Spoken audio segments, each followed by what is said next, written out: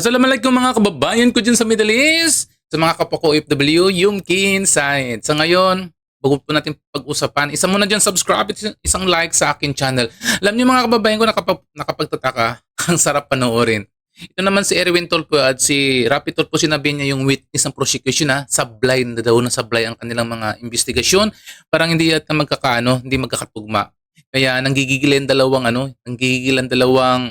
senador o magkapatid na to. Pati ang iba pang mga senador kasi hindi nga magkakatugma yung mga dokumento, yung mga affidavit na sinadmit ni Attorney Loto. Kaya kaya tuloy naman na nakitaan siya ng butas yung mga prosecution. Ito wala nang patumpik-tumpik pa. Panoorin po natin to yung impeachment trial na sinabi lang ni Erwin Tolpo at ni Rapi Tolpo sa impeachment trial sa Senado. Question as well. Mr. Witness, You have 2 minutes. okay. Mr. Witness, a lot of questions were asked to you regarding the filing with the Office of the DOJ, in particular, regarding the docketing, dating, subscription fund investigation data form. Now, can you tell this court what exactly is your role and what did you do in relation to the filing of this investigation data form? Ano yung pinaka-role mo talaga dito? I Yung papel mo talaga rito? Yes, Your Honor. I instructed the executive officers as well as the agent on case to file our referral to the Department of Justice. So sila na ho ang nag-ayos niyan, sir, insofar as the investigation data form, insofar as other requirements. Ang instruction ko is comply with the Department of Justice, and then you submit it, and then kung ano yung kanilang guidance, you comply with it. Okay, Mr. Presiding Judge, in my humble opinion, I think the errors in the investigation data form should be answered by the receiving office, and I think he's not, hindi siya talaga yung dapat sumagot sa mga katanungan na binabato sa kanya ngayon. Mukhang hindi siya really not qualified at sumasablay-sablay itong taon to. Thank you. O, di ba? Sumasablay-sablay. Hindi lang sablay-sablay talaga.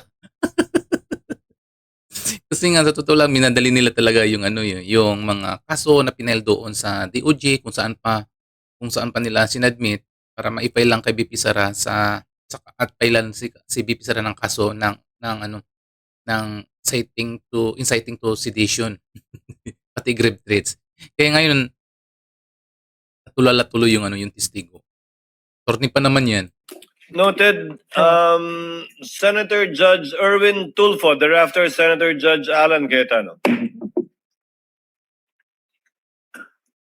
Quick question, Mr. Presiding Officer, to the witness and You to have 2 the minutes, sir. prosecution or prosecutor here. Mr. Witness, kailan mo ba talaga final itong kaso laban kay VP? Yung una na affidavit po, Your Honor, file kami January 30, if I'm not mistaken.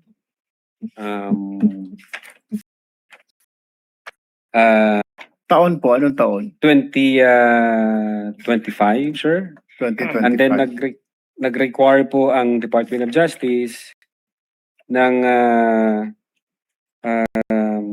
compliance dahil sabi nga nila nung una na certification insufficient for conduct of preliminary investigation or a case build-up.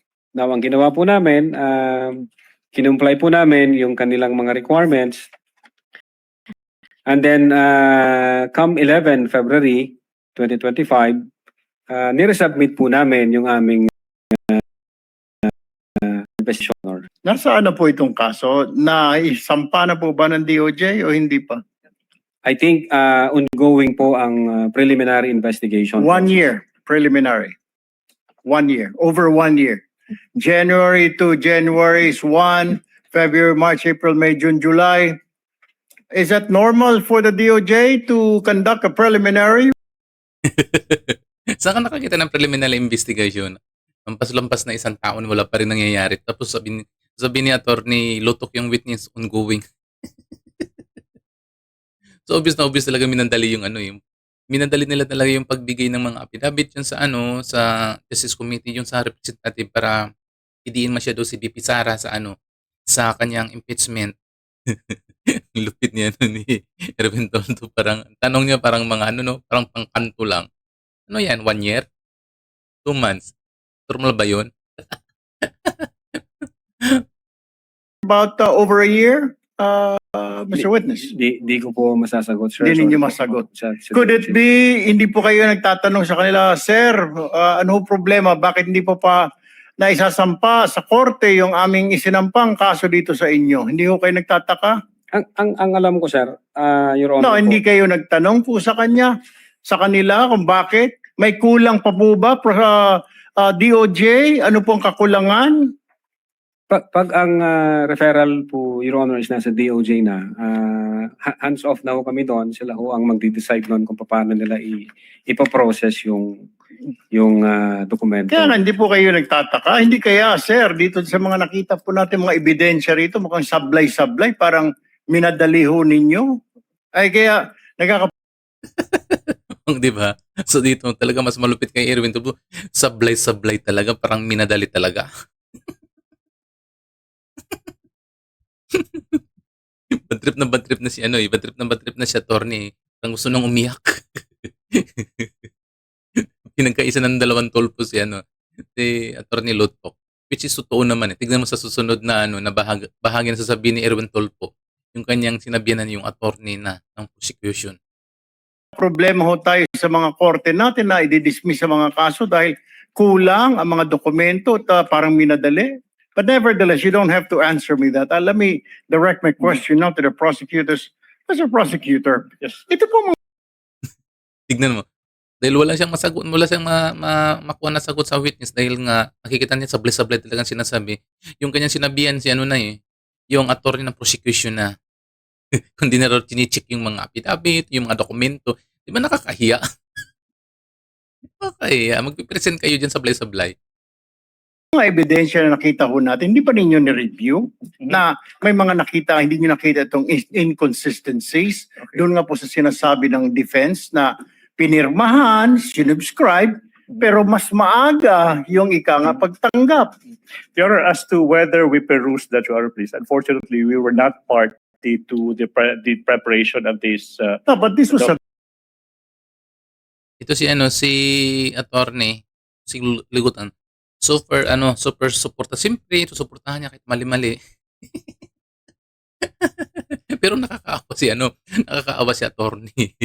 Attorney Lutok. Kasi nga, hindi niya alam kung ano nang sasabihin niya. Dapat kasi, pinag-aralan niya kasi yung script. Sasabihin niyo dyan. Kasi matalino talaga to magtanong si Binloan eh. Matalino talaga magtanong si Binloan, tuloy-tuloy. Tignan mo to si Ligutan, object ng object. Diba, object ng object. Nakakahiya. Kaya tuloy na basag sila ngayon ah. Basag na basag ngayon ng prosecution. So ayan muna mga kapako OFWs. Yan muna sa ngayon ha. Sa mga hindi pa nakasubscribe sa akin, please subscribe my channel. Sa ngayon, masalam.